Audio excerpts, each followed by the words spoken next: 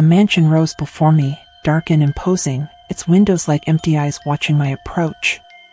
It felt strange to finally be here, to stand on the doorstep of a place I'd only heard about in family stories. A few days ago, I wouldn't have imagined myself in this remote corner of the country, but the news of my great-aunt Helen's passing had brought me here, along with an unexpected inheritance, this mansion, hidden in the middle of nowhere. I took a deep breath and opened the front door, stepping inside. The air was thick, stale, like it hadn't been disturbed in years. Dust covered every surface, and the shadows seemed deeper, more pronounced than I'd expected. I flicked on a flashlight and let the beam wander over the grand staircase, the high ceilings, the dark wood paneling. I told myself I was just here for a few days, enough time to go through my great-aunt's belongings and figure out what to do with the property. A quick sale would put an end to all the questions I'd had about this place. My family had never been forthcoming about the mansion, or why Helen had insisted on living here alone for all these years. It was always best left alone, according to my mother, but she never explained why. I moved through the house, exploring room after room, each one filled with heavy, antique furniture and artifacts that must have been in the family for generations. There was something unsettling about the silence. It was thick, almost suffocating. Even the usual creaks and groans I'd expect from an old house seemed to have a rhythm, like a breath, as if the mansion itself were alive, observing me as I moved through its halls. Night fell quickly, and with it, the feeling of isolation intensified. The mansion felt even larger and darker, the shadows pooling in the corners of each room, stretching as though they could reach out and swallow me whole. I settled into one of the rooms on the second floor, one with a dusty but surprisingly well-kept bed, and tried to make myself comfortable. But the peace I hoped for never came. As I lay there, surrounded by darkness, I began to hear it. The sound was soft, barely more than a murmur, but unmistakable. It came from the walls, a faint, rhythmic whisper that seemed to move, growing louder, then softer, before fading altogether. I lay still, holding my breath, waiting for it to stop. The whispers returned, filling the silence with an unsettling cadence, almost like a chant, though I couldn't make out any words. I told myself it was just the old pipes or maybe the wind, but it was difficult to ignore how distinct it sounded, as if someone, or something, was speaking, just out of reach. An inexplicable chill crept up my spine. It felt as if I wasn't alone, as though a presence lingered just beyond the walls, aware of me, waiting for something. I shook off the feeling, determined to stay rational. This was just an old house, and old houses made noise. There was no reason to let my imagination get the better of me. I sat up, switching on the flashlight, its beam cutting through the darkness. The whispers ceased as soon as the light pierced the shadows, leaving only the oppressive silence. I glanced around the room, taking in the faded wallpaper, the dusty furniture, and the antique mirror facing the bed. Everything was still. Too still. I took a deep breath and tried to calm myself, convincing myself it was just nerves, a natural reaction to being alone in such a vast, empty place. But as I settled back down, I couldn't shake the feeling that something had shifted, like the mansion itself had taken notice of me. That night, sleep was elusive. Every time I closed my eyes, I would hear the faintest of murmurs, like a distant conversation drifting through the walls, pulling me towards sleep and keeping me from it at the same time. And each time I turned on the flashlight, the sound stopped, leaving me in silence so heavy it felt like a physical weight. Eventually, exhaustion claimed me, and I fell into a fitful sleep, haunted by dreams I couldn't remember when I awoke. But the unease remained, and as I lay in bed in the pale morning light, I knew that this place was far more than just an old, creaky mansion. As I got up and prepared to start the day, the whispers lingered at the edge of my mind, like a promise, or a warning, of something yet to come. The morning brought a pale light that filtered weakly through the windows, casting long shadows across the room. After a restless night, I felt drained, but my curiosity was stronger than my fatigue. I had come here to settle my great aunt's affairs and to understand what, exactly, this mansion held that had drawn her to live out her days in such isolation. After a quick breakfast of the snacks I'd brought with me, I began to go through the rooms again, this time looking for anything that might explain the strange noises from the night before. I told myself that I'd find creaky pipes or loose floorboards, something rational that would quiet my suspicions. In one of the bedrooms, I found a small, wooden chest at the foot of the bed. I opened it, expecting to find old clothes or keepsakes, but instead, I found a bundle of letters and a leather-bound journal. The journal was worn, its edges frayed, and I recognized the handwriting immediately. It belonged to my grandmother. My heart pounded as I picked it up, feeling the rough texture of the leather, realizing I was holding a piece of family history I'd never seen before.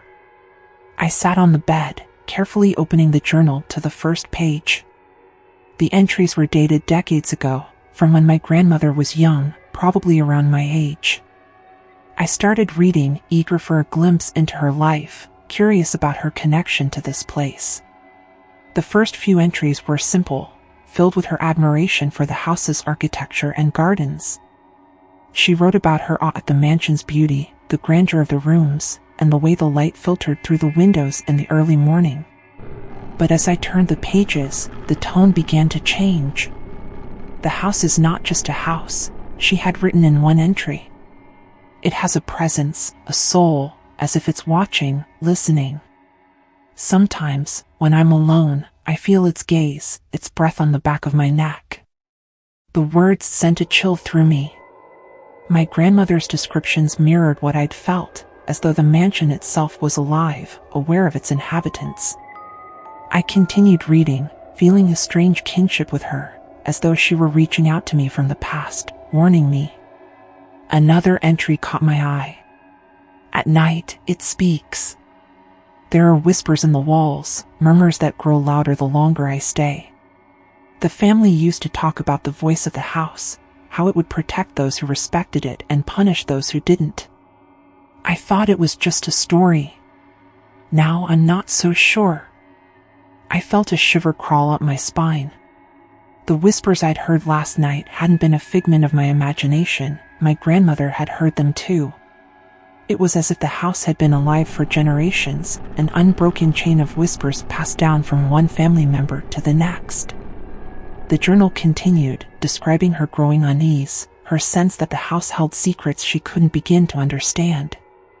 She mentioned family members who had tried to leave, who had spoken against the house or dismissed the family stories. Her words were careful, almost cryptic, as though she were reluctant to put the full truth into words. "Some things are better left undisturbed," she had written in one of the last entries. "But I fear that I am already too close to something I cannot unsee. The house demands loyalty, respect, and those who defy it pay a price." I closed the journal, my fingers trembling slightly. A strange, heavy silence filled the room, as though the walls themselves were waiting, listening to my reaction. My grandmother's words painted a picture of a house that was more than bricks and mortar. It was something living, something ancient and demanding. But what had it demanded from her, from the rest of my family? And why had my great-aunt, of all people, chosen to stay here, alone, year after year? That night, as I tried to settle in again, the whispers returned. This time, they were clearer, no longer muffled by the walls. They seemed to know me, calling my name, repeating it in a low, rhythmic murmur that filled the room. I lay still, my heart pounding, the journal clutched to my chest like a shield. There was no denying it now. The house was alive, aware, and it wanted something from me. But whether it sought my loyalty, my fear, or something else entirely, I couldn't say. The voices faded into silence as the dawn approached, leaving me exhausted but resolute. My grandmother had left her warnings in the journal, and I intended to understand them. This house held secrets, and somehow I knew I was meant to uncover them. With a mixture of dread and determination, I promised myself that I would find out the truth, no matter what it took. The whispers echoed in my mind as I moved through the mansion the next morning, the weight of my grandmother's words lingering like a shadow over me. Her journal had confirmed what I had feared. The mansion was not just a place, but something alive, something with needs and demands. I felt an unexplainable urgency to discover its secrets, as though I were being drawn deeper into a mystery that I couldn't escape. I spent the morning exploring every corner, opening doors that creaked with age, peering into empty rooms filled with dusty furniture.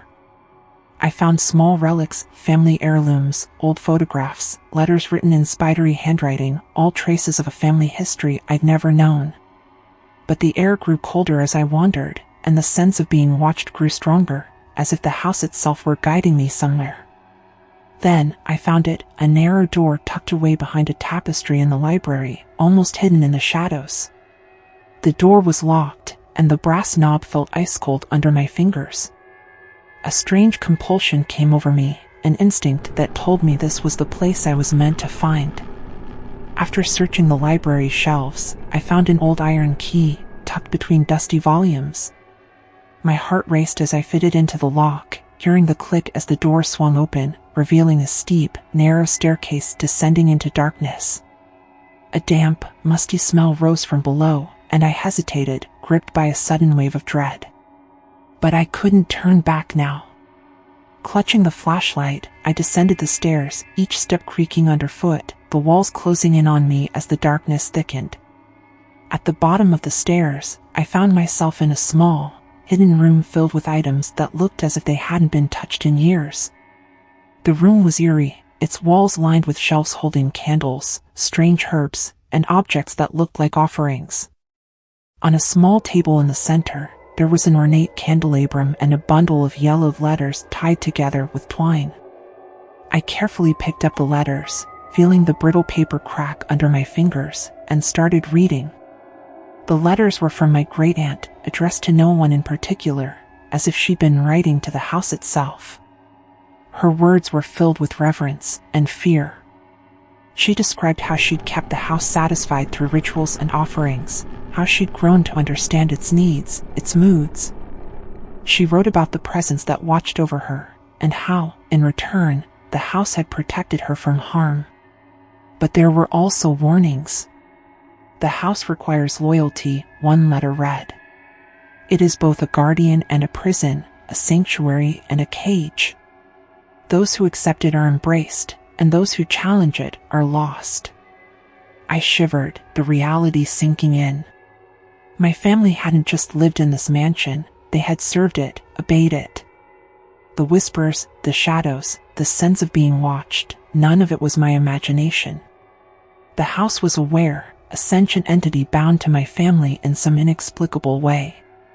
As I read on, I realized my great-aunt had felt trapped, her life shaped by the demands of this place. The mansion had given her shelter, but at the cost of her freedom, binding her to it in a cycle of devotion and fear. I wondered if my grandmother had felt the same, and whether that was why she'd left, leaving Helen behind as the mansion's sole caretaker. Feeling an odd impulse, I picked up the candelabrum and lit the wicks.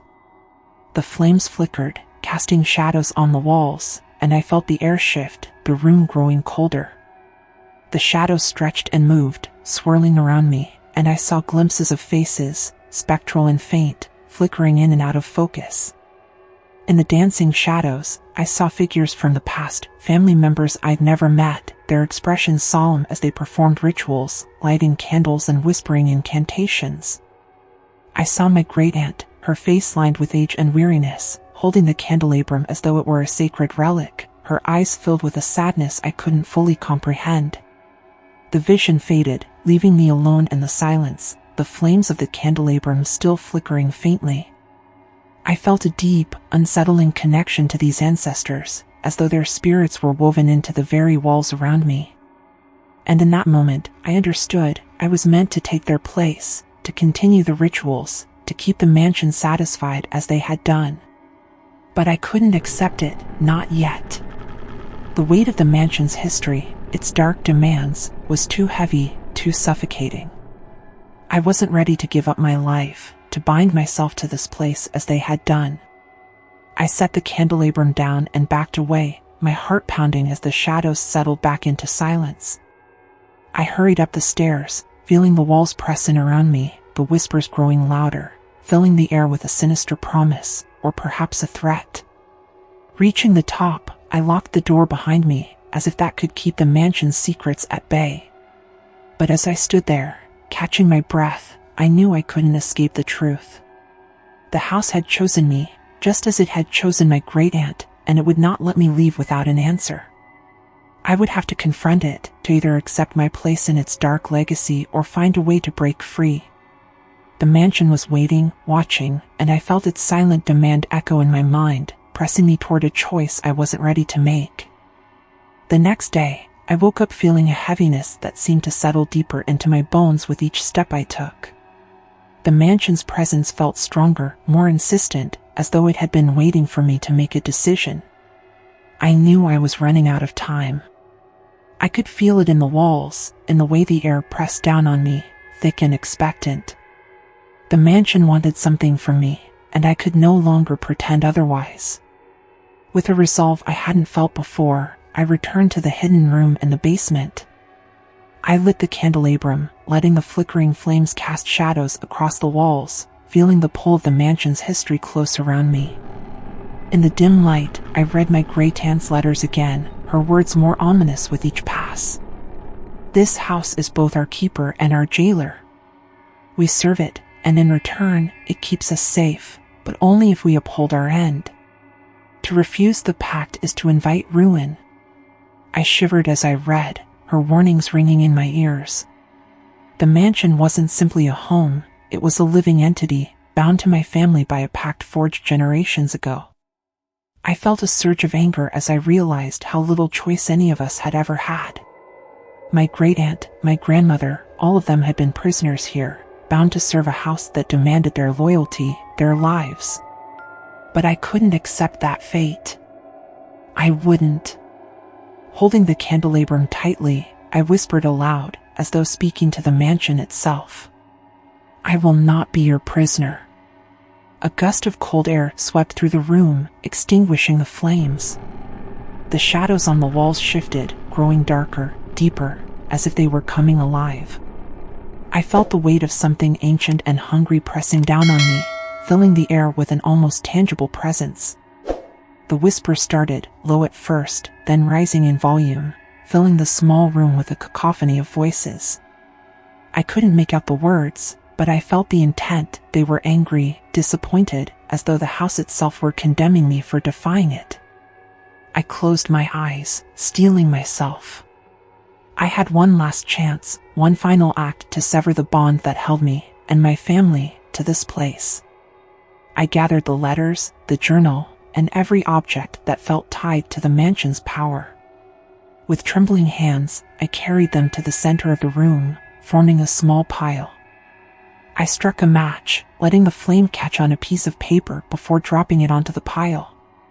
The fire crackled, spreading quickly, engulfing the relics in a blaze that seemed to fill the room with a harsh, unnatural light. The mansion shuddered. The walls vibrated, the floor beneath me trembled, and the whispers turned to screams, filling my ears with an agony that felt centuries old. I staggered back, covering my ears as the fire grew, the flames leaping higher, as though the mansion were trying to resist, to fight back. I felt a presence looming over me, angry and sorrowful all at once, a shadow that seemed to fill the entire room. For a moment, I thought I saw a face in the darkness, an ancient, twisted visage, watching me with hollow, furious eyes. It was the mansion itself, the soul of the house, staring back at me, its expression both a plea and a threat. "Release me," I whispered, my voice barely audible over the roar of the fire. "I won't serve you." The shadows wavered, and for a moment, the screaming stopped. A silence fell, so deep and profound that I felt it settle into the very core of me. I didn't dare move, didn't dare breathe, as the presence lingered, as though deciding my fate. Then, slowly, I felt it recede. The shadows began to melt away, the oppressive weight lifting, leaving only the soft crackling of the dying fire. I took a deep, shuddering breath, realizing I was alone. The presence was gone, and with it, the whispers, the shadows, the suffocating grip of the mansion's hold. I staggered up the stairs, the weight that had pressed down on me for days finally lifting. Each step felt lighter, freer, as though I were shedding years of burden with every inch I put between myself and that hidden room. When I reached the top, I turned and looked back, half expecting to see something watching me, lurking in the shadows. But there was nothing. Only silence. The mansion was still and empty, its oppressive energy faded, as though a curse had been lifted. I walked through the halls, feeling an unfamiliar lightness, a sense of peace I hadn't felt since I'd arrived. I knew, deep down, that the mansion's hold had been broken, that whatever power it once held over my family was gone. By morning, I was ready to leave. I packed my things, sparing one last glance at the rooms I'd explored, the secrets I'd uncovered. There was sadness there, a strange ache at leaving a place so deeply tied to my family. But it was a place that had bound us in darkness, in secrets and sacrifices that no one should have to endure. As I crossed the threshold, stepping out into the pale morning light, I felt a final, gentle breeze pass over me, like a sigh of release from the mansion itself. I turned, looking back one last time, and for a moment, I could have sworn I heard a whisper, a faint, almost grateful sound, like a last goodbye. I closed the gate behind me, leaving the mansion and its whispers to the past. The road stretched out before me, winding through the dense woods that surrounded the mansion, the morning sun filtering through the trees and casting a warm glow on everything it touched. I could still see the mansion's dark outline in my rearview mirror, fading with each mile I put between us. For the first time, I felt a deep, unburdened relief, like a weight I hadn't even realized I was carrying had finally been lifted. As I drove, my mind wandered back to everything I had uncovered, the whispers, the shadows, the legacy my family had passed down through generations. I understood now why my grandmother had warned us about the mansion, why she had chosen to leave, even if it meant severing herself from everything she knew. This place had demanded loyalty and sacrifice, binding each generation to it with promises of protection and safety. But in the end, it had taken more than it had ever given. I stopped at a small overlook, stepping out of the car to take one last look at the landscape behind me. Somewhere beyond the trees, hidden in the folds of the hills, the mansion stood alone, watching over the land as it had for over a century. But this time, I knew it would be empty, not just of people, but of the presence that had haunted it, that had watched and waited, demanding loyalty from each generation. I took out my grandmother's journal, the pages now worn and familiar.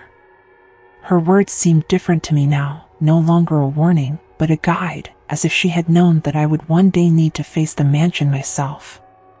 She had tried to break free, but it was my great-aunt who had stayed behind, bearing the mansion's burdens alone. I wondered what she would think now, knowing the pact had been broken, that her sacrifices had finally come to an end.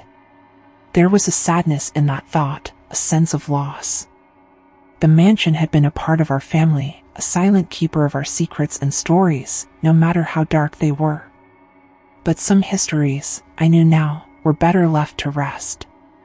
I flipped to the last page of the journal, running my fingers over my grandmother's final entry. Some things are best left undisturbed. I had disturbed them, yes, but in doing so, I had found my freedom, and, in some way, perhaps I had granted it to the spirits of my family as well. Closing the journal, I felt a finality settle over me, a peace I hadn't thought possible. I climbed back into the car, feeling the warmth of the sun through the window, a reminder that I was finally free to leave the past behind. As I drove away, I felt a lightness I hadn't known before, a sense of possibility stretching out before me, unbound by the shadows of the mansion. And though a part of me would always carry the memories of those walls and the whispers within them, I knew that my life was now my own, untouched by the demands of the past. And with that, I left the mansion and its whispers behind.